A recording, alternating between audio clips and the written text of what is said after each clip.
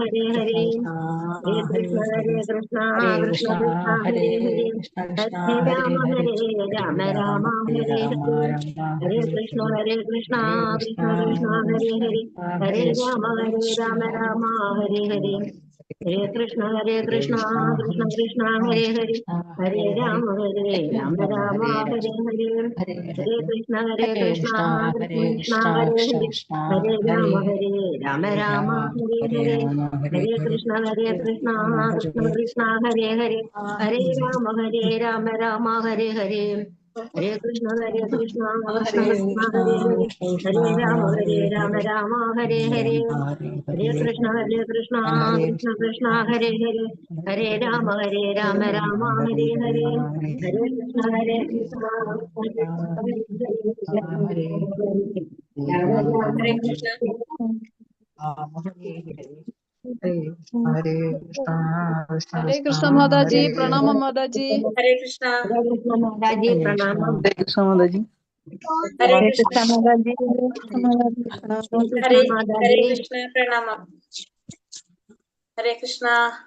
ഇന്ന് കുറവാണല്ലോ സമയം. ഹരേ കൃഷ്ണ. എല്ലാവർക്കും പ്രണാമം. ഹരേ കൃഷ്ണ. ഓം നമോ ഭഗവതേ വാസുദേവായ.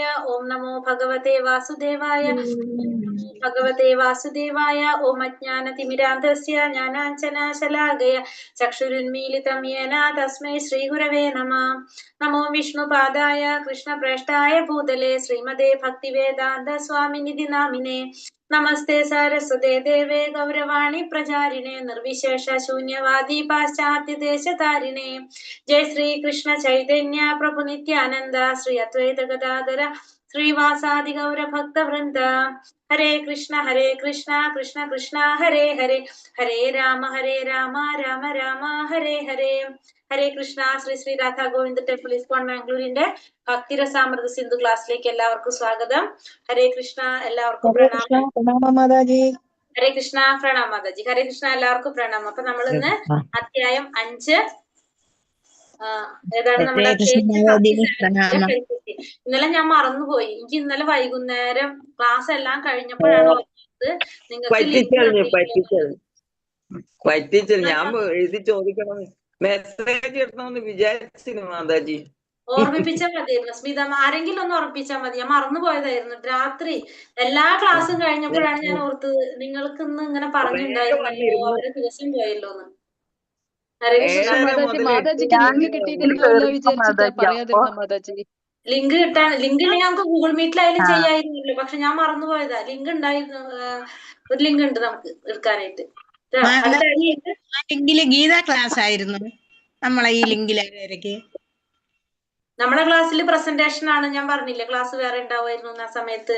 പക്ഷെ നിങ്ങൾക്ക് വേണ്ടി തരണം ഞാൻ മറന്നുപോയതായിരുന്നു. പക്ഷെ എനിക്ക് രാത്രി 10-10:30 ആയ നേരത്ത് എല്ലാം കഴിഞ്ഞപ്പോൾ ഇങ്ങനെ ഓരോന്ന് ആലോചിച്ച് വന്നപ്പോഴാണ് അർത്ഥം, അയ്യോ ഇവർക്ക് ഇന്ന് ലിങ്ക് കൊടുത്തില്ല, അവർക്ക് ഇന്നത്തെ ദിവസം നഷ്ടമായല്ലോ എന്ന്. ചോദിക്കണം, മറന്നു പോകണം. ചോദിക്കണം. എന്ത് കാര്യം ഉണ്ടെങ്കിലും ചോദിച്ചോളാം. കാരണം വെച്ചിട്ടുണ്ടെങ്കിൽ ഞാൻ ചിലപ്പോ വിട്ടുപോണതാണ് അതൊക്കെ. അപ്പൊ മെസ്സേജ് തന്നിട്ട് നിങ്ങൾ മെസ്സേജ് ഇട്ടിട്ട് റിപ്ലൈ തന്നില്ലെങ്കിൽ ഒന്നും കൂടി മാതാജി എന്ന് ചോദിച്ചിട്ടാ മതി. അപ്പൊ എനിക്ക് മനസ്സിലാവും എന്തോ മെസ്സേജ് വന്നിട്ടുണ്ട് ഇതിനു മുന്നേ, അതിന് റിപ്ലൈ കിട്ടാത്തോണ്ടാണെന്ന്. മറന്നിട്ട് ചെയ്യുന്നതാണ്. അപ്പൊ ഒന്നും കൂടി ഇട്ട് വെച്ചോളാം ആരായാലും കേട്ടാ. അതിനൊരു കുഴപ്പമില്ല, അങ്ങനെ ചെയ്തോളൂ. ഹരേ കൃഷ്ണ. 7:30 ക്ലാസ് ഞാൻ കേട്ടു. കുറെ അവരുമായിട്ട് ചർച്ച ചെയ്യുന്നതെല്ലാം ഞാൻ കേട്ടു. അടുത്ത നിങ്ങളെ ക്ലാസ് ആ ലിങ്കില്.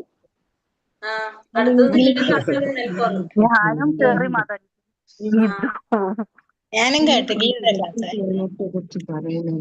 നമ്മളടുത്ത ഇത്തിരി കഴിഞ്ഞ അതാണ് നമുക്ക് ലെൽഫോറാണത്.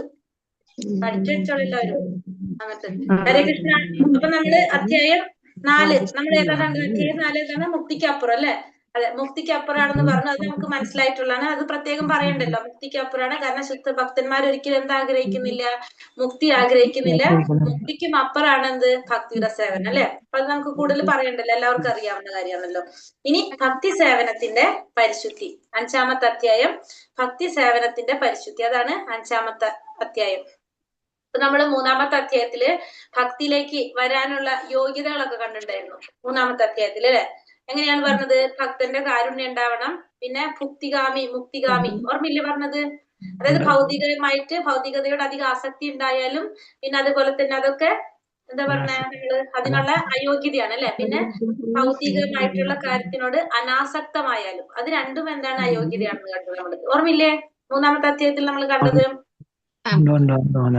ഇനി നമുക്ക് പറയാനുള്ള ഭക്തി സേവനത്തിന്റെ പരിശുദ്ധി, അതാണ് നമ്മൾ പറഞ്ഞത്. അപ്പൊ നമുക്ക് ഭക്തിയുത സേവനം, ഭക്തിയിലേക്ക് കടക്കാനായിട്ട് നമുക്ക് കുറെ മാർഗങ്ങളുണ്ട് അല്ലെ. ഈ ഭക്തിയുത സേവനം എന്ന് പറയുന്നത് നമുക്ക് പറയാം, ഇത് ഭൗതികമായിട്ടുള്ള കാര്യങ്ങളെ ഒന്നും ഡിപ്പെൻഡ് ചെയ്യുന്നതല്ല ഇതൊന്നും. അതായത് ഇവിടെ പറയുന്നത് ഭൗതിക പരിഗണനകൾക്കെല്ലാം അപ്പുറത്താണ് ഭക്തിയുത സേവനം എന്ന് പറയുന്നത്. എല്ലാത്തിനും അപ്പുറത്താണ്. ഇപ്പൊ നമ്മള് ഒരു ഉദാഹരണം പറയുകയാണെങ്കിൽ, നമ്മൾ ഒരാളുടെ ജാതി നോക്കിയിട്ടോ അയാളുടെ ഭംഗി നോക്കിയിട്ടോ കുലം നോക്കിയിട്ടോ പ്രായം നോക്കിയിട്ടോ പിന്നെ അതുപോലെ തന്നെ എന്താ പറയാ ലിംഗം നോക്കിയിട്ടോ ഒന്നല്ല, പുരുഷനാണോ സ്ത്രീയാണോ എന്നൊന്നും നോക്കിയിട്ടല്ല നമ്മൾ എന്തിലേക്ക് വരുന്നത്? ഭക്തിയിലേക്ക് വരുന്നത് അല്ലെ. ഭക്തിയുടെ സേവനം ചെയ്യാൻ ഭക്തിയിലേക്ക് വരുന്നത് ഇതൊന്നും ബാധകം എല്ലാവർക്കും. നമ്മളിപ്പോ ഏറ്റവും എളുപ്പം നമുക്ക് ചെയ്യാനായിട്ട് നമ്മളെ സാക്ഷാത്കാരത്തിൽ നമുക്ക് ഭക്തിയുടെ സേവനം പല രീതിയിൽ നമ്മള് ഭഗവത് സാക്ഷാത്കാരം നേടാനായിട്ട് നമുക്ക് സാധിക്കും. നമ്മളിപ്പോ പറയുകയാണെങ്കിൽ നമുക്കിപ്പോ ഭക്തിയോഗത്തിലേക്ക് കടക്കുന്ന ജ്ഞാനയോഗം നമുക്കറിയാം. കർമ്മയോഗത്തിലൂടെ കർമ്മം ഭഗവാന് സമർപ്പിച്ചുകൊണ്ട് അല്ലെ, കർമ്മത്തിന്റെ ഫലങ്ങളെല്ലാം ഭഗവാന് സമർപ്പിച്ചുകൊണ്ട് ഭഗവാനെ കുറിച്ചുള്ള ജ്ഞാനം നേടി അഷ്ടാംഗ യോഗ, ഇതിലൂടെ ഒക്കെ നമുക്ക് എന്ത് സാധിക്കും? ഭക്തിയോഗം വഴി ഭഗവാനെ പ്രാപിക്കാനായിട്ട് നമുക്ക് സാധിക്കും. പക്ഷേ ഇതിന്റെ ഒക്കെ ഒരു പ്രോബ്ലം എന്ന് വെച്ചിട്ടുണ്ടെങ്കിൽ ഇതൊന്നിനെ ആശ്രയിച്ചിരിക്കുന്നതാണ്. ഇപ്പൊ നമുക്ക് ജ്ഞാനയോഗം എടുക്കാം. ജ്ഞാനയോഗം എടുക്കുകയാണെങ്കിൽ ഇപ്പൊ ജ്ഞാനയോഗത്തിലൂടെ ഭഗവാനെ പ്രാപിക്കണമെങ്കിൽ നമുക്ക് എന്ത് വേണം? ബുദ്ധി വേണം അത്യാവശ്യം അല്ലെ, പഠിക്കാനായിട്ട് അല്ലെ. ജ്ഞാനയോഗത്തിൽ കൂടെ ഭഗവാനെ പ്രാപിക്കാന്ന് വിചാരിച്ചാൽ നമുക്ക് ജ്ഞാനം നേടണം, അറിവ് നേടണമെങ്കിൽ നമുക്ക് ക്ഷമയും വേണം, ബുദ്ധിയും വേണം. വേണ്ടേ? അപ്പൊ ഒന്നൊന്നിനെ ആശ്രയിച്ചിരിക്കുന്നതാണത് അല്ലെ. പിന്നെ രണ്ടാമത്തെ ഇപ്പൊ കർമ്മയോഗം ആണെങ്കിലോ കർമ്മത്തിന്റെ ഫലം ഭഗവാന് സമർപ്പിക്കണം. അപ്പൊ കർമ്മങ്ങൾ ചെയ്യുമ്പോ, യജ്ഞങ്ങൾ ചെയ്യുമ്പോ നമുക്ക് എന്ത് വേണം? നമ്മൾ ചെയ്യുന്ന കാര്യങ്ങൾ നമ്മളെല്ലാം എങ്ങനെയായിരിക്കണം? പെർഫെക്റ്റ് ആയിരിക്കണം. നമുക്ക് കിട്ടുന്ന വസ്തുക്കളായിക്കോട്ടെ, ചെയ്യുന്ന വ്യക്തി ആയിക്കോട്ടെ, ഉപയോഗിക്കുന്ന കാര്യങ്ങളെല്ലാം നമ്മൾ എങ്ങനെയായിരിക്കണം? പെർഫെക്റ്റ് ആയിട്ട് നല്ല, അതായത് ശുദ്ധം ആയിട്ടുള്ളതായിരിക്കണം വേണ്ടത്. ഇന്നത്തെ കാലത്ത് നമുക്ക് അതൊന്നും പറ്റില്ല. അപ്പൊ കർമ്മയോഗം നമുക്ക് സത്യത്തിൽ എന്താണ്? അതും ഒന്നിനെ ആശ്രയിക്കുന്നതാണത് അല്ലെ. കർമ്മഫലത്തിൽ കൂടെ നമ്മൾ പറഞ്ഞാലും അതൊന്നിനെ ആശ്രയിക്കുന്നുണ്ട്. അവിടെ ഉണ്ടല്ലോ, സംശയമുണ്ടോ ഞാൻ പറയുന്നത്? മനസ്സിലാകുകയുണ്ടോ? ഇല്ല മാതാജി. ഓക്കെ. ഇനി നമ്മള് അഷ്ടാംഗ യോഗ, അതെങ്ങനെയാണ്? ധ്യാനത്തിലൂടെ കുറേ നാള് ധ്യാനത്തിൽ ഇരുന്നിട്ടാണ് നമുക്ക് എന്ത് സാധിക്കുന്നത്?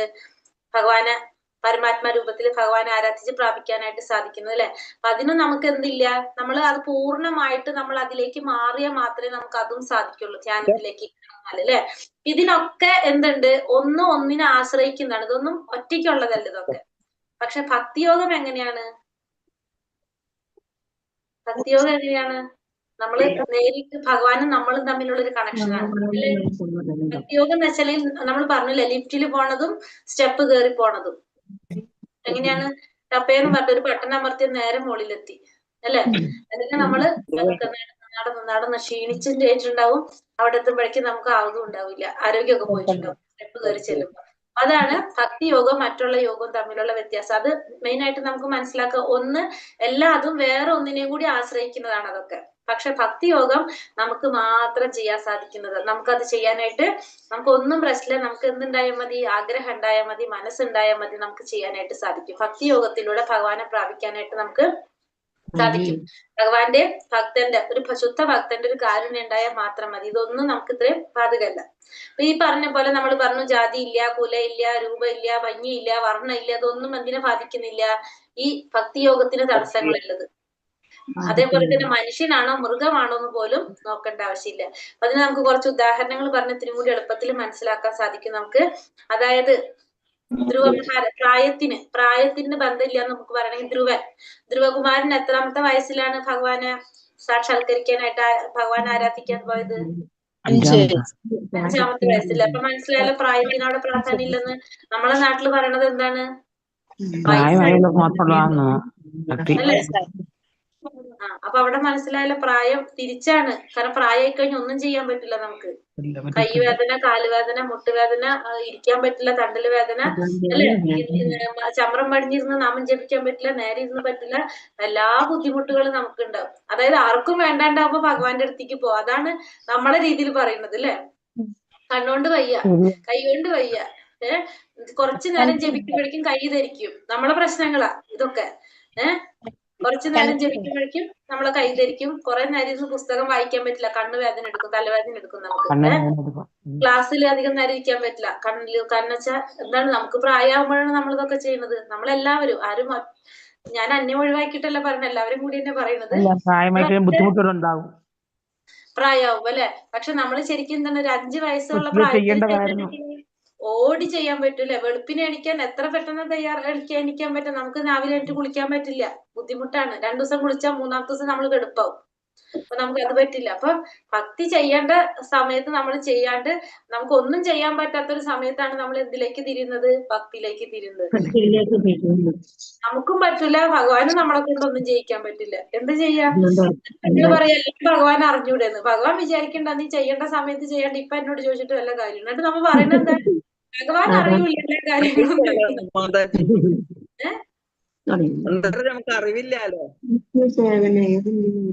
നമുക്കറിയാം, അടുത്ത ജന്മത്തെങ്കിലും നമുക്ക് നേരത്തെ ചെയ്യാം മാതാജി. ഈ ജന്മത്തിന്റെ ബാക്കിയല്ലേ മാതാജി അടുത്ത ജന്മം വരുന്നത്. അടുത്ത ജന്മം നേരത്തെ ആക്കുമായിരിക്കും. അതെ, ഞാൻ ഉദ്ദേശിച്ചിട്ടില്ല അടുത്ത ജന്മം വരെ. നിങ്ങളൊക്കെ വരുന്നുണ്ടോ? ഇല്ല, വരണമെന്ന് ആഗ്രഹമില്ല. പക്ഷെ എന്ത് ചെയ്യാൻ പറ്റും, നമ്മുടെ കർമ്മഫലം. ചെയ്യുന്നേ നന്നായിട്ട് ചെയ്യാം. അപ്പൊ നമുക്ക് അടുത്ത ജന്മം വരണ്ട, അപ്പൊ നമുക്ക് ഇപ്പൊ ധ്രുവകുമാരനെ നമ്മൾ പറഞ്ഞല്ലേ. പിന്നെ അതേപോലെ തന്നെ പ്രായം പറഞ്ഞു.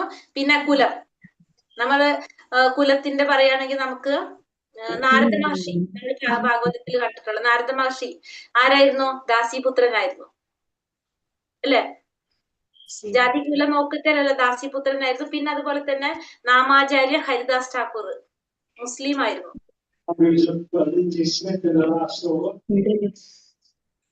ഹരേ കൃഷ്ണ.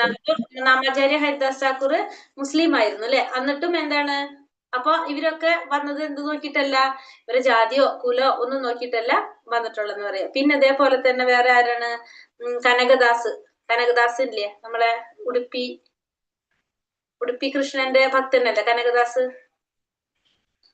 താഴ്ന്ന കുലത്തിലല്ലേ.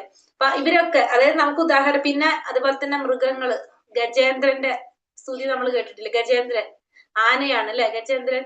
അപ്പൊ മനുഷ്യർക്ക് മാത്രമല്ല എല്ലാവർക്കും സാധിക്കുന്നുള്ളത് നമുക്ക് എന്ത് മനസ്സിലാക്കാം, ഗജേന്ദ്രൻ. അപ്പൊ ഇത് പ്രായം പ്രശ്നമല്ല, കുലം പ്രശ്നമല്ല, ജാതി പ്രശ്നമല്ല, മനുഷ്യനാണോ മൃഗാണോ ഇതൊന്നും വിഷയമല്ല എന്തിലേക്ക്, ഭക്തിയിലേക്ക് വരാനായിട്ട്. അപ്പൊ അത് നമുക്ക് മനസ്സിലാക്കാം. അപ്പൊ ഭക്തി സേവനത്തിന്റെ പരിശുദ്ധിയിൽ പറഞ്ഞാണ് ഇതൊക്കെ. പിന്നെ വേറെന്താ പറഞ്ഞത് ഇതിൽ പറയുന്നത്, അപ്പൊ നമുക്ക് വേണ്ടതെങ്കിൽ എന്ത് മാത്രാണ്, മെയിനായിട്ട് ഭക്തന്റെ കാരുണ്യം. ഭക്തിയിലേക്ക് വരണമെങ്കിൽ നമുക്ക് എന്താ ആവശ്യമുള്ളത്, ഒരു ഭക്തന്റെ കാരുണ്യം മാത്രമാണ് നമുക്ക് ആവശ്യമുള്ളത്. ഒരു ശുദ്ധ ഭക്തന്റെ കാരുണ്യം ഉണ്ടെങ്കിലാണ് നമുക്ക് എന്ത് സാധിക്കുന്നതെന്ന് പറഞ്ഞു, ഭക്തിയിൽ വരാനായിട്ട് സാധിക്കുന്നത്. അപ്പൊ നമുക്ക് ഭക്തിയുടെ സേവനം ചെയ്യണമെങ്കിൽ നമുക്ക് ആവശ്യമുള്ളത് ഒരു ശുദ്ധ ഭക്തന്റെ കാരുണ്യം മാത്രമാണ്. അപ്പൊ ഭക്തൻ, അതായത് നമുക്ക് പറയാ ഒരു ബ്രാഹ്മണൻ എന്ന് പറഞ്ഞാല് ബ്രഹ്മത്തെ അറിയുന്നവനാണ്. പക്ഷെ ഭഗവാനെ അറിയുന്നവനാണ് ആര്, വൈഷ്ണവൻ. ഒരു ഭക്തൻ ഭഗവാനെ അറിയുന്നവനാണ്. അങ്ങനെ ഒരു ഭക്തന്റെ കാരുണ്യം ഉണ്ടെങ്കിലാണ് നമുക്ക് ഭക്തിയിലേക്ക് വരാനായിട്ട്, ഭക്തിയുടെ സേവനം ചെയ്യാനായിട്ടുള്ള അനുഗ്രഹം നമുക്ക് കിട്ടണം. അപ്പൊ അതാണ് ഈ അധ്യായത്തില് മൊത്തത്തിൽ പറയുന്നത്. ഇനി നമുക്ക് ഇതിന്റെ കുറച്ച് ഡീറ്റെയിൽ ആയിട്ട് പറയാം. ഇതിൽ പിന്നെ വർണ്ണാശ്രമ ധർമ്മത്തെ കുറിച്ചും കൂടി പറയുന്നുണ്ട്. ഭഗവാനിലേക്ക് വർണ്ണാശ്രമം എന്തിനു വേണ്ടിയിട്ടുള്ളതാണെന്ന് വെച്ചിട്ടുണ്ടെങ്കിൽ ഭക്തിയിലേക്ക്, ഭൗതികതയിലേക്ക് പോയവരെ പതുക്കെ നമുക്ക് എന്തിലേക്ക് കൊണ്ടുവരാം, ഭക്തിയിലേക്ക് കൊണ്ടുവരാം എന്നുള്ളതാണ് ഈ വർണ്ണാശ്രമത്തിന്റെ പറയുന്നത്. പിന്നെ അതിലൊരു ശ്ലോകം കൂടി പറഞ്ഞിട്ടില്ല, തെക്താസുധർമ്മം. ഒരു മിനിറ്റ് എടുത്തു നോക്കട്ടെ.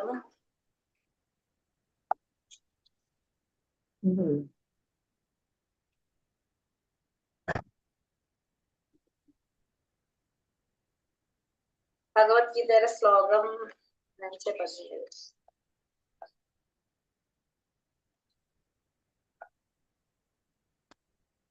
ഭക്തിയുടെ സേവനം ചെയ്യുന്നത്, അതായത് വർണ്ണാശ്രമത്തിന്റെ കൂടി പറഞ്ഞ ഭൗതികതയിലേക്ക് പോയവരെ പതുക്കെ ഭഗവാനിലേക്ക് കൊണ്ടുവരാൻ വേണ്ടിയിട്ടാണ്. വർണ്ണത്തിന്റെയും ആശ്രമത്തിന്റെ ലക്ഷ്യം എന്താണ് ശരിക്കും, ജനങ്ങളുടെ ക്ഷേമത്തിന് വേണ്ടിയിട്ട് അതിലേക്ക് അവരെ കൊണ്ടുവരാന്നുള്ളത്. അതിന് നമുക്ക് ഭാഗവതത്തിൽ ഒരു ശ്ലോകം പറയുന്നുണ്ട്, നമ്മൾ പഠിച്ചു പോയതാണത്. അഞ്ചാമത്തെ അധ്യായത്തിൽ നമ്മൾ കണ്ടതാണത്.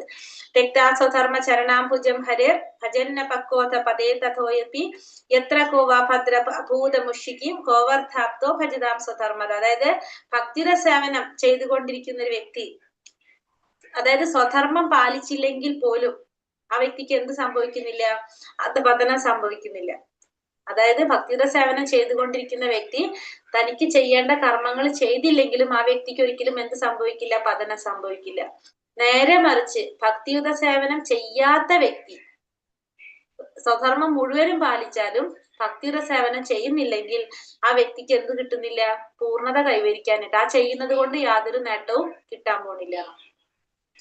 നമുക്ക് ഭക്തിയുടെ സേവനം അത്ര പ്രാധാന്യപ്പെട്ടതാണെന്നാണ് നമുക്ക് ഭാഗവതത്തിലെ 1-ാമത്തെ സ്കന്ധം 5-ാമത്തെ അധ്യായം 17-ാമത്തെ ശ്ലോകത്തിൽ പറയുന്നതാണ് ആ ശ്ലോകം.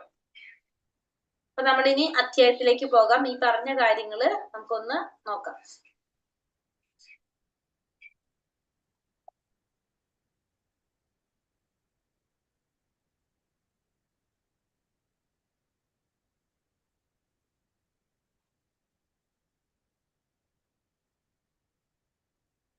കൃഷ്ണ.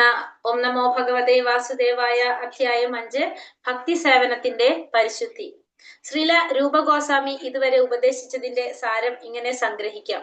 ഭൗതിക കാര്യങ്ങളിലോ ആത്മീയ ദീപ്തിയിൽ വിലയം പ്രാപിക്കാനുള്ള താല്പര്യം നിലനിൽക്കുന്നിടത്തോളം കാലം ഒരാൾക്ക് ഭക്തിയുടെ സേവനത്തിന്റെ മണ്ഡലത്തിൽ കാലുകുത്താൻ സാധ്യമല്ല. ഭൗതിക പരിഗണനകൾക്കൊക്കെ അപ്പുറത്താണ് ഭക്തിയുടെ സേവനം. നമുക്കറിയാവുന്ന കാര്യമാണ് അല്ലെ? ഭൗതികമായ കാര്യങ്ങളിൽ അല്ലെങ്കിൽ ആത്മീയ ദീപ്തിയിൽ വലം പ്രാപിക്കാനുള്ള താല്പര്യമുള്ളിടത്തോളം, ആത്മീയ ദീപ്തി എന്ന് പറഞ്ഞാൽ ഏതാണ്? ബ്രഹ്മത്തിൽ അല്ലെ? ബ്രഹ്മത്തിൽ വലയം പ്രാപിക്കാനുള്ള താല്പര്യം ഉള്ളിടത്തോളം കാലം ഭക്തിയുടെ സേവനത്തിന്റെ മണ്ഡലത്തിൽ കാലുകുത്താൻ ഒരിക്കലും സാധ്യമാവില്ല. ഭൗതിക പരിഗണനകൾക്കെല്ലാം അപ്പുറത്താണ് എന്ത്? ഭക്തിയുടെ സേവനം എന്ന് പറയുന്നത്.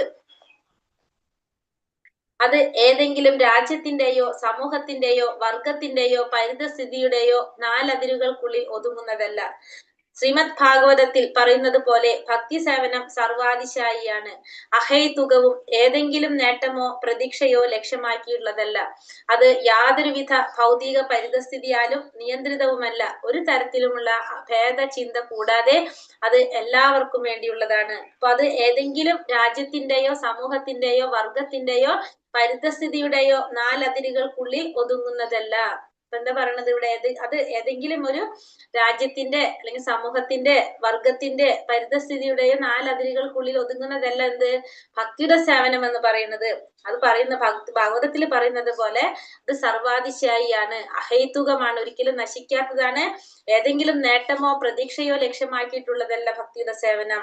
ഭക്തിയുടെ സേവനം എന്ന് വെച്ചാൽ അന്യാഭിലാഷിത ശൂന്യം എന്നാ പറയുന്നത്. നമുക്ക് യാതൊരുവിധ അഭിലാഷങ്ങളും ഇല്ലാതെ ജ്ഞാനകർമാതിനാവൃതം ആനുകൂലേന കൃഷ്ണാനുശീലനം ഭക്തി ഉത്തമ. അതാണ് നമ്മൾ പഠിച്ചത് അല്ലെ?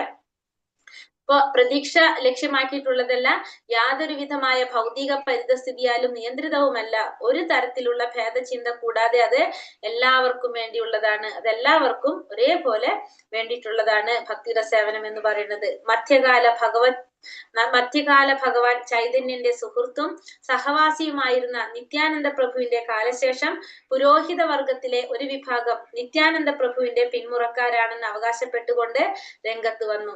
അവർ സ്വയം ഗോസ്വാമി ജാതിക്കാരെന്ന് വിളിച്ചു.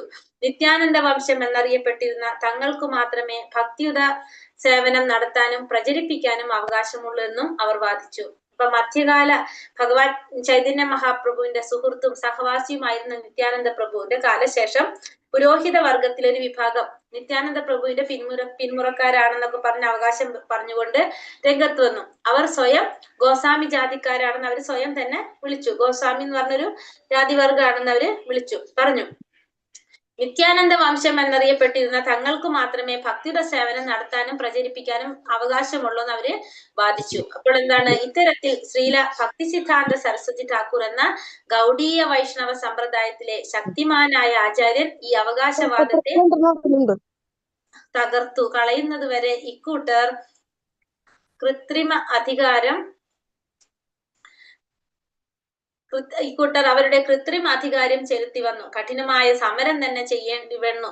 പക്ഷെ ഒടുവിൽ ജയിച്ചു. ഭക്തിയുടെ സേവനം ഏതെങ്കിലും ഒരു വർഗത്തിന്റെ കുത്തകയല്ലെന്ന് സ്ഥാപിക്കപ്പെട്ടു. അപ്പൊ ഭക്തിയുടെ സേവനം എന്ന് പറയുന്നത് ഒരു വർഗത്തിന്റെ കുത്തകയല്ല എന്ന് സ്ഥാപിച്ചതാണ് ആര്? ഭക്തി സിദ്ധാന്ത സരസ്വതി ഠാക്കൂർ. അപ്പൊ അത് എല്ലാവർക്കും ഒരേപോലെ ചെയ്യാൻ സാധിക്കില്ല. മനുഷ്യനായാലും മൃഗമായാലും പ്രായഭേദമന്യേ എല്ലാവർക്കും, പിന്നെന്താണ്, ജാതിയോ കുലോ ഇതൊന്നും അതിന് നോക്കുന്നില്ല. ഭക്തിയുടെ സേവനം ചെയ്യുന്നതിന് ഒരു തടസ്സമല്ലാന്ന് തെളിയിക്കപ്പെട്ടു. അതിനു പുറമെ ഭക്തിയുടെ സേവനത്തിൽ ഏർപ്പെട്ടിരിക്കുന്നവൻ ആര് തന്നെയായാലും അയാൾ സ്വയം ഉത്തമ ബ്രാഹ്മണന്റെ പദവിയിലേക്ക് ഉയർത്തപ്പെട്ടതായി കണക്കാക്കാനും തുടങ്ങി. അപ്പൊ ഭക്തിയുടെ സേവനം ചെയ്യുന്ന വ്യക്തി ഏതിലേക്ക് ഉയരാണ്? ബ്രാഹ്മണ പദവിയിലേക്ക് ഉയർത്തപ്പെട്ടതായിട്ട് കണക്കാക്കാനും തുടങ്ങി. അങ്ങനെ ശ്രീല ഭക്തി സിദ്ധാന്ത സരസ്വതി ഠാക്കൂറയുടെ ഈ പ്രസ്ഥാനത്തിന് വേണ്ടിയുള്ള സമരം ആത്യന്തിക വിജയം നേടി. അപ്പൊ അതിനു വേണ്ടിയിട്ട് പരിശ്രമിച്ചതാണ് ആര്? ആചാര്യരാണ് ഭക്തി സിദ്ധാന്ത സരസ്വതി ഠാക്കൂർ. ശ്രീല പ്രഭുപാദയുടെ ഗുരുവാണ്. അദ്ദേഹത്തിന്റെ ഈ നിലയെ അടിസ്ഥാനമാക്കിയാണ് ഇപ്പോൾ ലോകത്തിന്റെ അഥവാ പ്രപഞ്ചത്തിന്റെ ഏതു മൂലയിലുള്ളവർക്കും ഗൗഡീയ വൈഷ്ണവനാകാം എന്ന നിലയിൽ വന്നത്. അപ്പൊ അതുകൊണ്ട് ഇപ്പൊ എന്ത് സാധിക്കും? ഈ ലോകത്തിലെ ഏത് മൂലയിലുള്ളവർക്കും ആരാകാൻ സാധിക്കും? ഒരു ഗൗഡീയ വൈഷ്ണവനാകാനായിട്ട് സാധിക്കും. ഭക്തിയുടെ സേവനം നടത്തുകയും കൃഷ്ണാവബോധം നേടുകയും ചെയ്യുക എന്നത് ഓരോരുത്തരുടെയും ജന്മാവകാശമാണെന്ന് രൂപഗോസ്വാമി എടുത്തു പറയുന്നുണ്ട്. പല മതഗ്രന്ഥങ്ങളിലും ഇതിന് തെളിവുകൾ നിരത്തുന്നുണ്ട്. അപ്പൊ ഭക്തിയുടെ സേവനം എന്ന് പറയുന്നത് ഓരോരുത്തരുടെയും ജന്മാവകാശമാണ്. കൃഷ്ണാവബോധം നേടുക, പിന്നെ അതുപോലെ തന്നെ ഭക്തിയുടെ സേവനം ചെയ്യാന്നുള്ളത് എല്ലാവരുടെയും ജന്മാവകാശമാണെന്ന് ആര് പറയാണ്? രൂപഗോസ്വാമി പറയാണ്. ഇനി അതിനുള്ള തെളിവുകളാണ് പറയുന്നത്. അത് ഓരോ ഗ്രന്ഥത്തിലെ ഓരോ പുരാണങ്ങളും ഭാഗവതവും ഒക്കെ പോയിന്റ് വെച്ചിട്ട് ഇനി അതിനുള്ള തെളിവുകളാണ് ഇവിടെ പറയുന്നത് രൂപഗോസ്വാമി.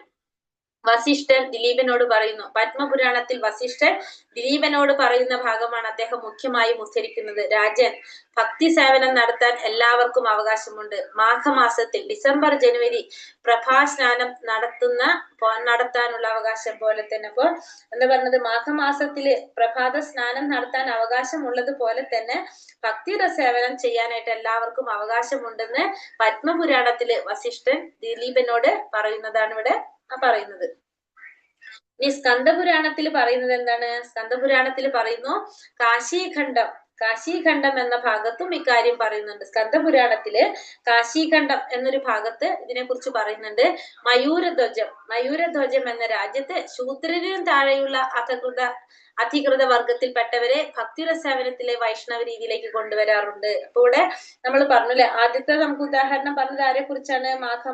എല്ലാവർക്കും അവകാശം ഉണ്ടെന്നാ പറഞ്ഞത്. ഇപ്പൊ ഇവിടെ പറയുന്നത് അവിടെ എന്ത് പ്രശ്നമില്ല, ജാതി എന്നൊരു പ്രോബ്ലം അല്ല എന്നുള്ളതാണ് നമുക്ക് ഇവിടെ മനസ്സിലാക്കി തരുന്നത്. അതായത് ശൂദ്രരിലും താഴെ ഉള്ള ഒരു അധകൃത വർഗത്തിൽപ്പെട്ട വിഭാഗക്കാര് ഭക്തിയുടെ സേവനത്തിലെ വൈഷ്ണവ രീതിയിലേക്ക് കൊണ്ടുവരാറുണ്ട്. ശരിയായ വസ്ത്രം ധരിച്ച് നെറ്റിയിൽ തിലകവും കയ്യിൽ ജപമാലയും കഴുത്തിൽ തുളസിമാലയും ആയി നിൽക്കുന്ന അവരെ കണ്ടാൽ അവർ വൈകുണ്ഠത്തിൽ നിന്ന് വന്നവരാണെന്നേ തോന്നൂ. സാധാരണ ബ്രാഹ്മണരെ വെല്ലുന്ന സൗന്ദര്യമാണ് അവർക്കുള്ളത്.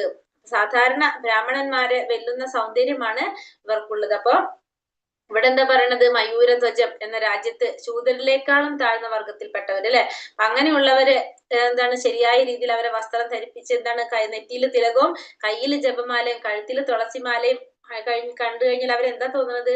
വൈകുണ്ഠത്തിൽ നിന്ന് വന്നവരാണെന്നാ തോന്നുന്നു. കാരണം സാധാരണ ബ്രാഹ്മണന്മാരെ വെല്ലുന്ന സൗന്ദര്യമാണ് അവർക്കുള്ളത്. അപ്പൊ ഇവിടെ പറയുന്നത് എന്താണ്? നമുക്ക് ഒരു അധികൃത വർഗത്തിൽപ്പെട്ടവർ, താഴ്ന്ന വർഗത്തിൽപ്പെട്ടവരാണ്. അപ്പൊ ഭക്തിയുടെ സേവനം അതിനും ഒരു തടസ്സമല്ല എന്നുള്ളതാണ് നമുക്കിവിടെ സ്കന്ദപുരാണത്തില് ഉദാഹരണം പറഞ്ഞത്.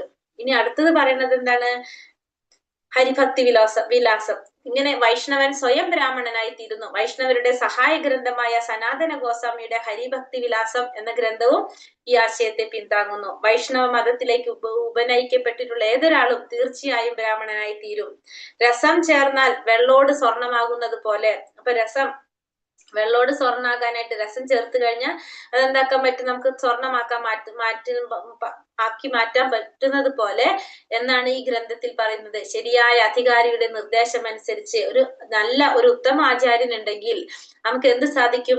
ഏത് വർഗത്തിൽപ്പെട്ടവനും ഏത് താഴ്ന്ന കുലത്തിൽ ഉള്ളവനായാലും എന്ത് സാധിക്കും? ഒരു യഥാർത്ഥ ആചാര്യന് വേണമെങ്കിൽ അവനെ വൈഷ്ണവ വിശ്വാസിയാക്കി മാറ്റാൻ സാധിക്കും. അങ്ങനെ ആർക്കും ഒരു ഉത്തമ ബ്രാഹ്മണനാകാനും സാധിക്കുമെന്നാണ് പറയുന്നത്. അപ്പൊ ഒരു ഉത്തമ ആചാര്യൻ ഉണ്ടെങ്കിൽ ആ ആചാര്യൻ എന്ത് സാധിക്കും? ഏതൊരാളെയും ഒരു വൈഷ്ണവ വിശ്വാസിയാക്കാനും ഉത്തമ ബ്രാഹ്മണനാക്കി മാറ്റാനായിട്ട് ഒരു ആചാര്യന് സാധിക്കും. ഇതാണ് ഹരിഭക്തി വിലാസത്തില് പറയുന്നത്. ഇനി കൃഷ്ണൻ ഉദ്ധവരോട് പറയുന്നത് ഭാഗവതത്തിൽ പറയുന്നതാണ്. ശ്രീമദ് ഭാഗവതത്തിൽ 11 സ്കന്ധം 21 അധ്യായം 2 ശ്ലോകത്തില് കൃഷ്ണൻ ഉദ്ധവരോട് പറയുന്ന സന്ദർഭമാണ് ശ്രീല രൂപഗോസ്വാമി ഇതുമായി ബന്ധപ്പെട്ട കാര്യത്തിന് തെളിവായി ഉദ്ധരിക്കുന്നത്. കൃഷ്ണൻ പറയുന്നു, യോഗ്യതയും അയോഗ്യതയും തമ്മിൽ ഇങ്ങനെ വേർതിരിക്കാം. ഭക്തിര സേവനത്തിന്റെ വിധാനത്തിലെത്തിയവർ പിന്നീടൊരിക്കലും ഫലദായകമായ കർമ്മങ്ങളിലോ ദാർശനികമായ അഭ്യൂഹങ്ങളിലോ അഭയം തേടുകയില്ല. അപ്പൊ ഭക്തിര സേവനത്തിന്റെ വിധാനത്തിൽ എത്തിയിട്ടുള്ളവര് പിന്നീട് ഒരിക്കലും എന്തുണ്ടാവില്ല?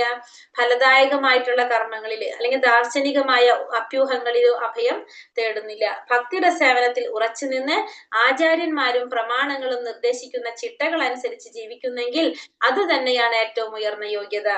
ഇവിടെ പറയുന്നതാണ് യോഗ്യതയും അയോഗ്യതയും തമ്മിൽ വേർതിരിച്ച് പറയാണ്. ഭക്തിര സേവനത്തിന്റെ വിധാനത്തിൽ എത്തിയിട്ടുള്ളവര് പിന്നീട് ഒരിക്കലും ഫലദായകമായ കർമ്മങ്ങളിലോ ദാർശനികമായ അഭ്യൂഹങ്ങളിലോ അഭയം തേടുന്നില്ല. ഭക്തിര സേവനത്തിൽ ഉറച്ചു നിന്ന് ആചാര്യന്മാരും പ്രമാണങ്ങളും നിർദ്ദേശിക്കുന്ന ചിട്ടകൾ അനുസരിച്ച് ജീവിക്കുന്നെങ്കിൽ അത് തന്നെയാണ് എന്ത്? ഏറ്റവും ഉയർന്ന യോഗ്യതയായിട്ട് പറയുന്നത്. അപ്പൊ ഭക്തിര സേവനത്തിൽ ഉറച്ചു നിന്നിട്ട് എന്ത് ചെയ്യണം? നമ്മളാ നിയാമക തത്വങ്ങള് അതനുസരിച്ച് നമ്മൾ പ്രവർത്തിക്കുക. അതാണ് ഏറ്റവും വലിയ യോഗ്യത. ഭക്തിയുടെ സേവനത്തില് വേണ്ട യോഗ്യത പറയുന്നത്. ഇനി ഋഷഭദേവൻ പുത്രന്മാരോട് പറയുന്നത് അടുത്തെന്താ പറയുന്നത്? ഋഷഭദേവൻ പുത്രന്മാരോട് പറയാണ്. അതായത് ഋഷഭദേവൻ എന്ന് വെച്ചാല് ഋഷഭദേവൻ ആരാണ്? ഭരത മഹാരാജാവിന്റെ പിതാവായിട്ടുള്ള അല്ലെ. ഋഷഭദേവൻ പറയുന്നത് എന്താണ് പുത്രന്മാരോട്? ഭാഗവതം 5-ാമത്തെ സ്കന്ധത്തിൽ പറയുന്നതാണ്.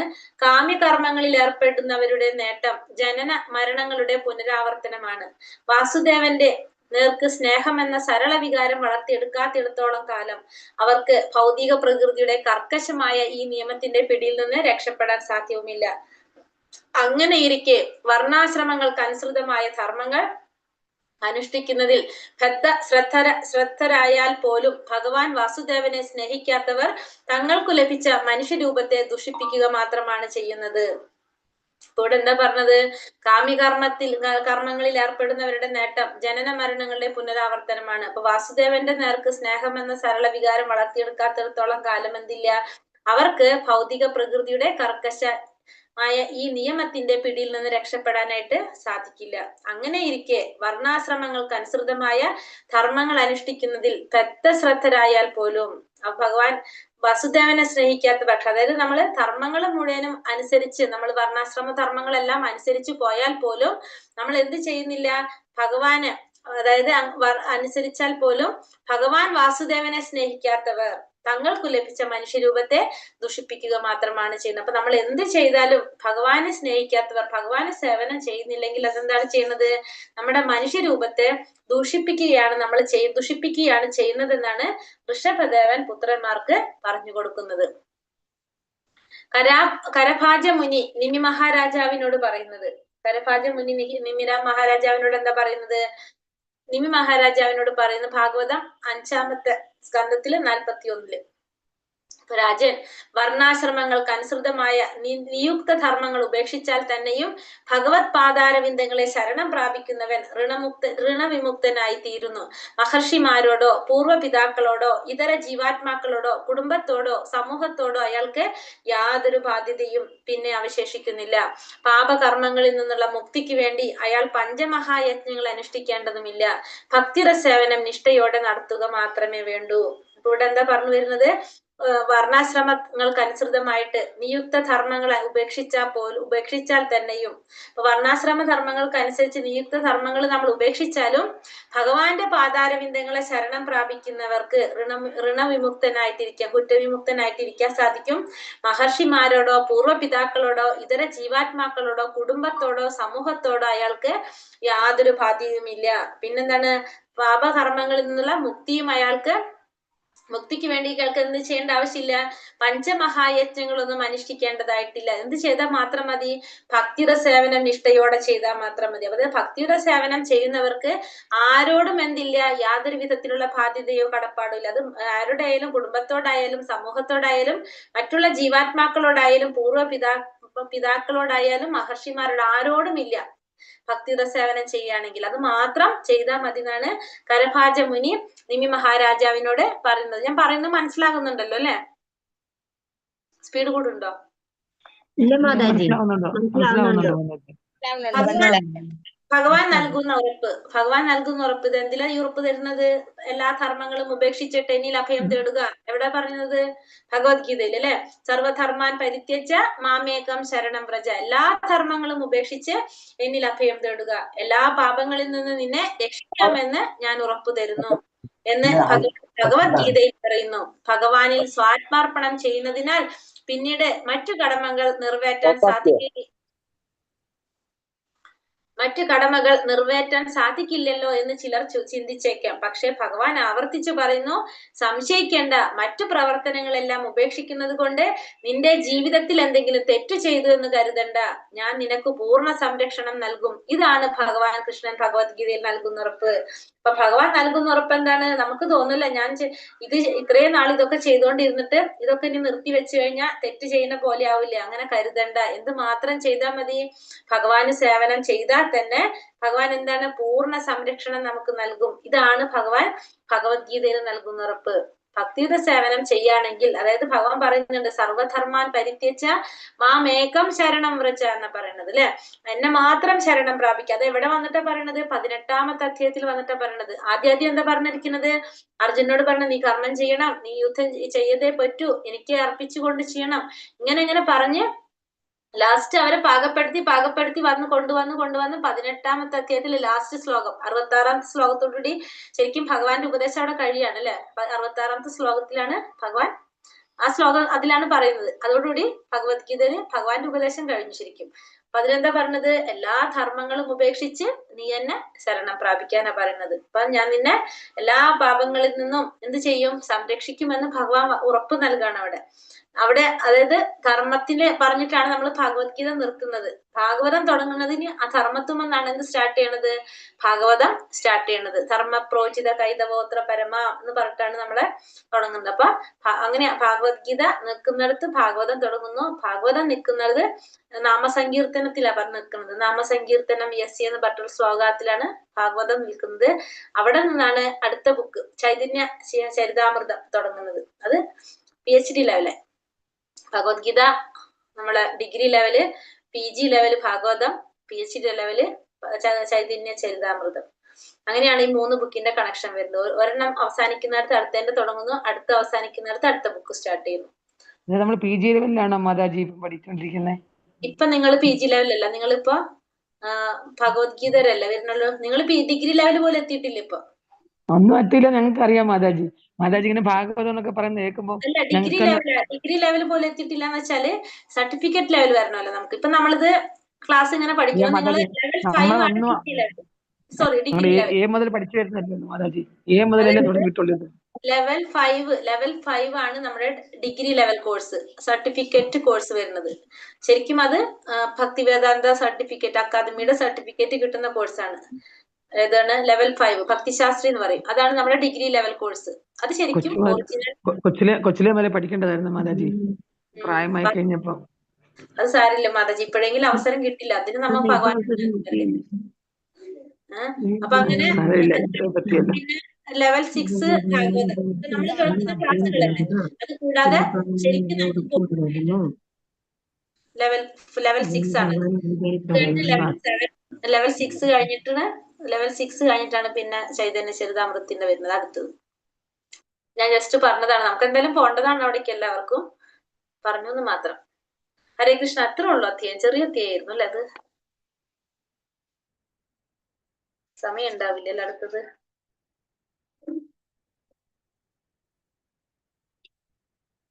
ആറാമത്തെ ചെറുതാണല്ലോ, അതൊന്നും എടുത്തോട്ടെ ഞാൻ. ഹരേ കൃഷ്ണ. കുഴപ്പമുണ്ടോ?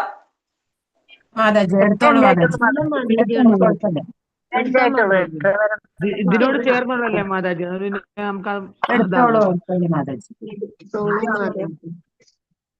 ഹരേ കൃഷ്ണ. ഈ ഭക്തിയുടെ സേവനം എങ്ങനെ നിർവഹിക്കാം? അപ്പൊ നമ്മൾ ഈ അധ്യായത്തിൽ കണ്ടത് ഭക്തിയുടെ സേവനത്തിന്റെ പരിശുദ്ധി. ഇനി ഇത് എങ്ങനെ നിർവഹിക്കാന്നാണ് 6ാമത്തെ അധ്യായത്തില് പറയുന്നത്. 6-ാമത്തെ അധ്യായത്തിൽ ഭക്തിയുടെ സേവനം എങ്ങനെ നിർവഹിക്കാം. തന്റെ ജ്യേഷ്ഠ സഹോദരൻ സനാതന ഗോസ്വാമി രചിച്ച ഹരിഭക്തി വിലോസം എന്ന ഗ്രന്ഥത്തിൽ വൈഷ്ണവർ പാലിക്കേണ്ടതായ അനുഷ്ഠാന വിധികളെ കുറിച്ച് പറയുന്നുണ്ട്. ശ്രീല രൂപ ഗോസ്വാമി പറയുന്ന അവയിൽ ചിലതൊക്കെ വളരെ ശ്രേഷ്ഠവും പ്രധാനപ്പെട്ടതുമാണ്. വളരെ പ്രധാനപ്പെട്ടത് മാത്രം ശ്രീല രൂപ ഗോസ്വാമി ഇവിടെ പറയുന്നു. അപ്പൊ ഇനി ഭക്തിയുടെ സേവനം എങ്ങനെ നിർവഹിക്കാം എന്നുള്ളതാണ് ഈ അധ്യായത്തിൽ പറയുന്നത്. ആത്മീയ ആചാര്യനെ കണ്ടെത്തണം എന്നുള്ളത് ഒരു അടിസ്ഥാന തത്വമാണ്. ആചാര്യന്റെ നിർദ്ദേശങ്ങളെ കൃത്യമായി ഇത് ഞാൻ വായിച്ചു പോകാം. ഇനി അടുത്ത അധ്യായം തൊട്ട് ഇതിന്റെ എക്സ്പ്ലനേഷൻ ആണ് വരുന്നത്. ഇതിന്റെ ഫുള്ള് ഓരോ പോയിന്റ് വെച്ചിട്ടാണ് നമ്മൾ അധ്യായം പോണ പോലെയാണ് പോകുന്നത്. അപ്പൊ ഞാൻ വേഗം വായിച്ചു വിടാം. അപ്പൊ നിങ്ങൾ മനസ്സിലാകും എന്ന് വിചാരിക്കാം. മനസ്സിലാകാത്ത എന്തെങ്കിലും ഉണ്ടെങ്കിൽ ചോദിച്ചോളൂ കേട്ടോ. ആചാര്യന്റെ നിർദ്ദേശങ്ങളെ കൃത്യമായി എങ്ങനെ അനുസരിക്കണം എന്നുള്ളത് വിശദാംശമാണ്. ഉദാഹരണത്തിന് തന്റെ ആത്മീയ ആചാര്യന്റെ നിർദ്ദേശങ്ങൾ അനുസരിക്കുകയും അതേസമയം ആ നിർദ്ദേശങ്ങൾ മറ്റൊരു ആത്മീയ ഗുരുവിന്റേതിൽ നിന്നും വ്യത്യസ്തമായിരിക്കുകയും ചെയ്യുമ്പോൾ അത്തരം കാര്യങ്ങളൊക്കെ വിശദാംശത്തിന്റെ ഭാഗമായി വരുന്നു. എന്നാൽ ഒരു ആത്മീയ ഗുരുവിനെ സ്വീകരിക്കുക എന്നത് എപ്പോഴും എല്ലായിടത്തും നല്ലത് തന്നെ. വിശദാംശങ്ങളിൽ വ്യത്യാസമുണ്ടാകാം. രൂപഗോസ്വാമി ഇവിടെ വിശദാംശങ്ങളിലേക്ക് ഉദ്ദേശിക്കുന്നില്ല, അടിസ്ഥാന തത്വങ്ങൾ മാത്രം പറയുന്നുണ്ട്. അപ്പൊ എല്ലാവരും ഒരു കാര്യം ഒന്നാണ്, ആത്മീയ ഗുരുവിനെ സ്വീകരിക്കണം എന്നുള്ളത്. ചിലപ്പോ ഗുരു മാറുന്നതനുസരിച്ച് പല ഗുരുക്കന്മാരുടെ കാഴ്ചപ്പാടനുസരിച്ചോ അല്ലെങ്കിൽ എന്തെങ്കിലും രീതിയിൽ കുറച്ച് വിശദാംശങ്ങളിൽ കുറച്ച് വ്യത്യാസങ്ങളൊക്കെ ഉണ്ടാവാം. പക്ഷെ ബേസിക് ആയിട്ട് എന്താണ് ഗുരുവിനെ സ്വീകരിക്കുക എന്നുള്ളതാണ് പറയുന്നത്. അപ്പൊ ഈ 64 നിയാമക തത്വങ്ങൾ, അതാണ് ഏറ്റവും പ്രധാനപ്പെട്ട 64 നിയാമക തത്വങ്ങളാണുള്ളത്. അതാണ് ഈ പറയുന്നത്. സൂചിപ്പിക്കുന്ന അടിസ്ഥാന തത്വങ്ങൾ. യഥാർത്ഥമായ ഒരു ആത്മീയ ഗുരുവിന്റെ പാദപത്മങ്ങളെ ആശ്രയിക്കാം. ഫസ്റ്റ് നമ്മളെ എന്താണ്? ഗുരുവിനെ ആശ്രയിക്കുക. ആത്മീയ ആചാര്യനാൽ നയിക്കപ്പെടുകയും ഭക്തിയുടെ സേവനം നിർവഹിക്കാൻ പഠിക്കുകയും ചെയ്യുക. തികഞ്ഞ ഭക്തിയോടും വിശ്വാസത്തോടും കൂടി ആത്മീയ ആചാര്യന്റെ ആജ്ഞകൾ അനുസരിക്കുക. ആത്മീയ ആചാര്യന്റെ നിയന്ത്രണത്തിൽ മഹാത്മാരായ ആത്മീയ ഗുരുക്കന്മാരുടെ, അതായത് ആചാര്യന്മാരുടെ കാലടികൾ പിന്തുടരുക. കൃഷ്ണാവബോധത്തിൽ എങ്ങനെ പുരോഗതി കൈവരിക്കാം എന്നതിനെ കുറിച്ച് ഗുരുവിന് വേണ്ടി ഭൗതികമായ എന്തും ത്യജിക്കാൻ സന്നദ്ധനാകുക. ഭഗവാൻ കൃഷ്ണന്റെ സംതൃപ്തിക്ക് വേണ്ടി ഭക്തിയുടെ സേവനത്തിൽ ഏർപ്പെട്ടിരിക്കുമ്പോൾ ത്യജിക്കാൻ ഇഷ്ടമില്ലാത്ത എന്തെങ്കിലും ഉപേക്ഷിക്കുകയോ സ്വീകരിക്കുകയോ ഇഷ്ടമില്ലാത്ത എന്തെങ്കിലും സ്വീകരിക്കുകയോ ചെയ്യുക എന്നാണ് അതിന്റെ അർത്ഥം. അതായത് ഭഗവാന്റെ സംതൃപ്തിക്ക് വേണ്ടി ഭക്തിയുടെ സേവനത്തിൽ ഏർപ്പെട്ടിരിക്കുമ്പോൾ ത്യജിക്കാൻ ഇഷ്ടമില്ലാത്ത എന്തെങ്കിലും ഉപേക്ഷിക്കണം, സ്വീകരിക്കാൻ ഇഷ്ടമില്ലാത്ത എന്തെങ്കിലും സ്വീകരിക്കണം. നമ്മൾ നേരെ ഓപ്പോസിറ്റ്. നമ്മൾ എന്താ ചെയ്യാ? നമുക്ക് ഇഷ്ടമുള്ളത് നമ്മൾ ത്യജിക്കില്ല, ഇഷ്ടമില്ലാത്തത് ത്യജിക്കും. ഇഷ്ടമുള്ളത് നമ്മൾ സ്വീകരിക്കില്ല, ഇഷ്ടമില്ലാത്തത് നമ്മൾ സ്വീകരിക്കില്ല, ഇഷ്ടമുള്ളത് നമ്മൾ സ്വീകരിക്കും. ദ്വാരക, വൃന്ദാവൻ തുടങ്ങിയ പുണ്യഭൂമികളിൽ എവിടെയെങ്കിലും വസിക്കുക. ഭൗതിക ലോകവുമായി ആവശ്യം വേണ്ടിയിടത്തോളം ഇടപെടുകയും അവിടെ നിന്നും ആവശ്യം വേണ്ടത് മാത്രം സ്വീകരിക്കുകയും ചെയ്യുക. ഏകാദശി നാളിൽ ഉപവാസം അനുഷ്ഠിക്കൽ. ആൽ തുടങ്ങിയ പുണ്യവൃക്ഷങ്ങളെ പൂജിക്കൽ. 10 നിയാമക തത്വങ്ങള് അടുത്ത പറയുന്നത്. അപ്പൊ ആദ്യത്തെ 10 കഴിഞ്ഞു. ഇനി അടുത്ത 10. അത് ഏതൊക്കെയാ പറഞ്ഞത്? നമ്മള് ആദ്യം പാലിക്കേണ്ടത്. രണ്ടാമത്തെ 10 പറയുന്നത് ചെയ്യാൻ പാടില്ലാത്തത്. ഭക്തിഹീനന്മാരുടെ സമ്പർക്കം നിർബന്ധമായും ഉപേക്ഷിക്കണം. ഭക്തിയുടെ സേവനത്തിൽ താല്പര്യമില്ലാത്തവർക്ക് ഒരു തരത്തിലുള്ള നിർദ്ദേശം നൽകരുത്. ആർഭാടം നിറഞ്ഞ ക്ഷേത്രങ്ങളുടെയോ ആശ്രമത്തിന്റെയോ നിർമ്മാണത്തിൽ ഏറെ ഉത്സാഹം കാണിക്കരുത്. വളരെയേറെ ഗ്രന്ഥങ്ങൾ വായിക്കുകയോ ഭാഗവത പാരായണമോ ഗീതാ പ്രവചനമോ തൊഴിലായി സ്വീകരിച്ച് പണം സമ്പാദിക്കരുത്. സാധാരണ ഇടപാടുകളിൽ വൈമുഖ്യം കാണിക്കരുത്. ലാഭത്തിൽ അത്യാഹ്ലാദമോ നഷ്ടത്തിൽ അതിദുഃഖമോ ഉണ്ടാകരുത്. ദേവന്മാരോടുള്ള നിന്ദ അരുത്. ആർക്കും അനാവശ്യമായി ശല്യം ഉണ്ടാക്കരുത്. നാമജപം, ക്ഷേത്രാരാധന എന്നിവയുമായി ബന്ധപ്പെട്ട് എല്ലാ തരത്തിലുമുള്ള ഉപദ്രവവും ഒഴിവാക്കണം. ഭഗവാൻ കൃഷ്ണന്റെയോ അദ്ദേഹത്തിന്റെയോ ഭക്തന്മാരെയോ നിന്ദിച്ച് സംസാരിക്കുന്നവരോട് ഒട്ടും സഹിഷ്ണുത കാണിക്കരുത്. ഇപ്പൊ പാടില്ലാത്ത 10 കൂടി പറഞ്ഞു. ഇനി വേറെ പ്രധാനപ്പെട്ട കാര്യങ്ങളാണ് ഇനി പറയുന്നത്. മൊത്തം 64 എണ്ണം ഉണ്ടത്. ഇനിയിപ്പോ 44 കൂടി വായിക്കാണ്ട്. വൈഷ്ണവന്റെ ലക്ഷണമായ തിലകം അണിയണം. വൈഷ്ണവന്റെ ശരീരം തിലകം തുടങ്ങിയവ കൊണ്ട് അണിഞ്ഞിരിക്കുന്നത് കാണുന്ന നിമിഷത്തിൽ തന്നെ കൃഷ്ണനെ കുറിച്ച് ഓർമ്മ വരണം. അതാണ് ഇതിന്റെ ആശയം. ഇങ്ങനെ തിലകം അണിയുമ്പോൾ ശരീരത്തിൽ ഹരേ കൃഷ്ണ എന്ന് എഴുതുന്നതും നല്ലത് തന്നെ.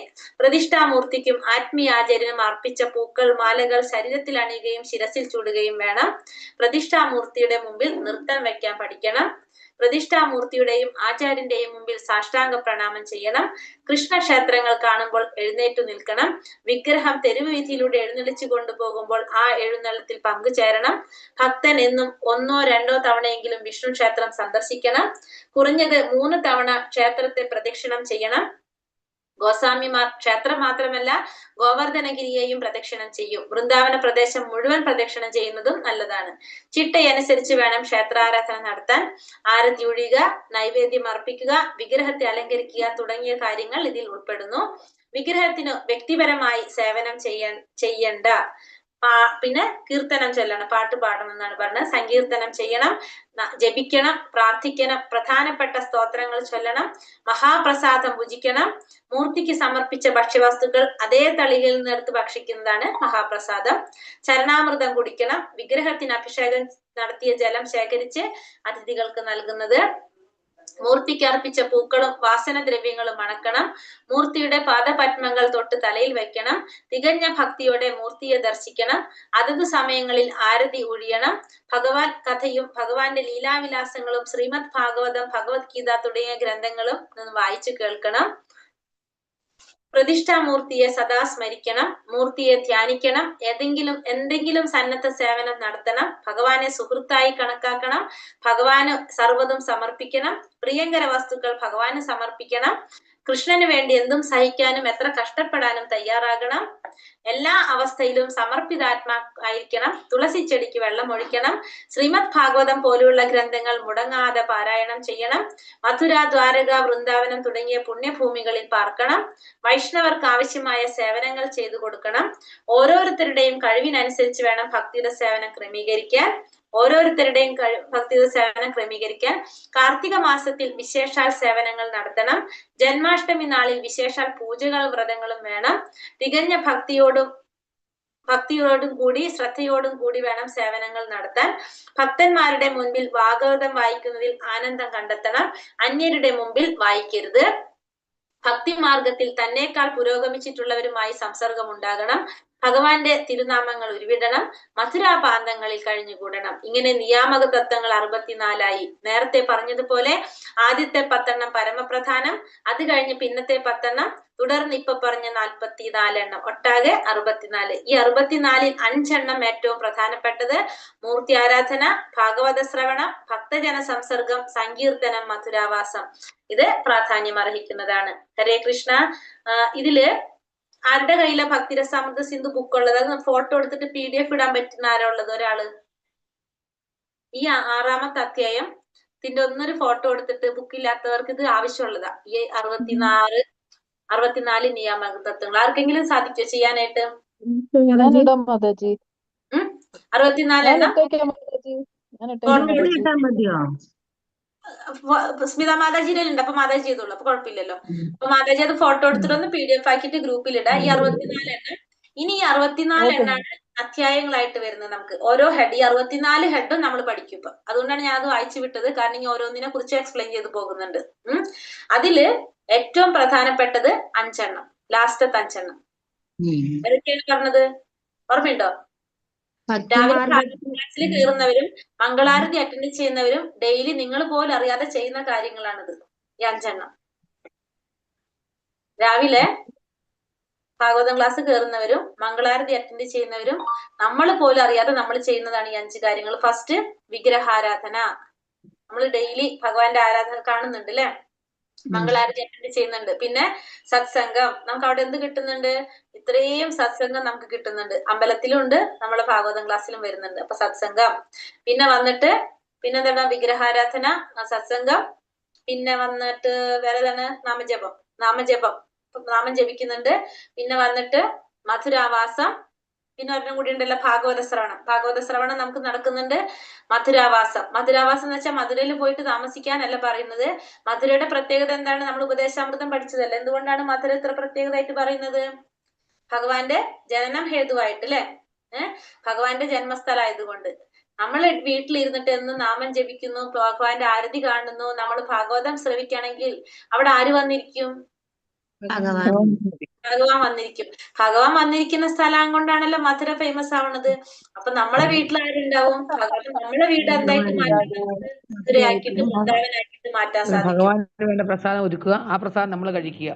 അപ്പൊ നമ്മളെ വീട് എന്താക്കാൻ സാധിക്കും? നമുക്ക് മധുര വൃന്ദാവനാക്കി മാറ്റാൻ സാധിക്കും. അപ്പൊ നമ്മൾ ഈ പഞ്ചാംഗ ഭക്തി ഡെയിലി നമ്മൾ ചെയ്യുന്ന കാര്യമായിട്ട് മാറണം. മനസ്സിലാവണ്ടോ? നമ്മൾ പോലും അറിയാതെ നമ്മൾ ചെയ്യുന്നതാണിത്. അപ്പൊ രാവിലെ നമ്മൾ എന്ത് ചെയ്യണം? മംഗളാരതിയിലും കയറണം. അപ്പൊ ഇത് രണ്ടും കൂടി കേറി കഴിഞ്ഞാൽ വിഗ്രഹാരാധന കിട്ടും, സത്സംഗം കിട്ടും, നാമജപം കിട്ടും, ഭാഗവത ശ്രവണം കിട്ടും. പിന്നെന്താ ഒരെണ്ണം കൂടി കിട്ടുന്നത്? മധുരാവാസം. ഇത് തന്നെ എന്തായി മാറും?